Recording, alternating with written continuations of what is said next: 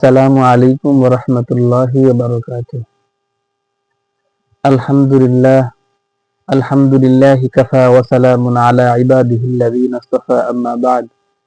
আউযু বিল্লাহি মিনাশ শাইতানির রাজীম। বিসমিল্লাহির রাহমানির রহিম। ইয়া আইয়ুহাল্লাযীনা আমানু কুতিবা আলাইকুমুস সিয়ামু কামা কুতিবা আলাল লাযীনা মিন ক্বাবলিকুম লাআল্লাকুম তাত্তাকুন। সাদাকাল্লাহুল আযীম। সমস্ত প্রশংসা মহান রব্বুল আলামিনের দরবারে, যে রব্বুল আলামিন বিগত দিনের ন্যায় আজও আমাদেরকে রমজান সম্পর্কে কিছু কথা বলার এবং শোনবার তৌফিক দান করেছেন। এই জন্য শুকরিয়া আদায় করি, আলহামদুলিল্লাহ। প্রিয় দর্শক শ্রোতা, বিগত দিনে আলোচনা হয়েছে কোন কোন কারণে রোজা নষ্ট হয় না, কি কি কাজ সংগঠিত হলে রোজা ভাঙবে না, নষ্ট হবে না। আজ আমাদের সামনে যে বিষয়টা এসেছে তা হলো কোন কারণে কি কি কাজ করলে রোজা ভেঙে যাবে এবং সাথে সাথে কাজা ওয়াজিব হবে, কাফারাও দিতে হবে।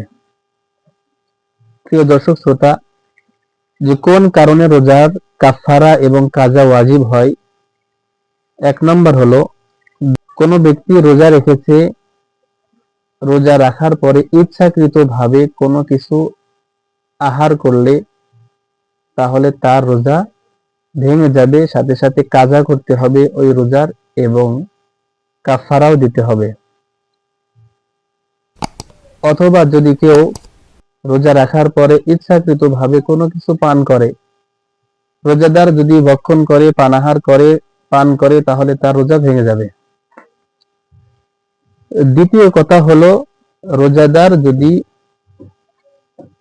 তার স্ত্রীর সঙ্গে যৌন মিলন ঘটায়, রোজাদার যদি যৌন সঙ্গম করে তাহলে তার রোজা ভেঙে যাবে, সাথে সাথে সেই রোজার কাজা করতে হবে এবং কাফারাও ওয়াজিব হবে, কাফারা দিতে হবে। মৌলিকভাবে এই দুইটি কারণেই রোজার কাজা এবং কাফারা ওয়াজিব হয়। আরো ভিন্ন কিছু কারণ আছে যেগুলো প্রশ্ন আকারে ইনশাআল্লাহ আগামীতে বলা হবে। মা আলাইনা ইল্লাল বালাগ। আসসালামু আলাইকুম ওয়া রাহমাতুল্লাহ।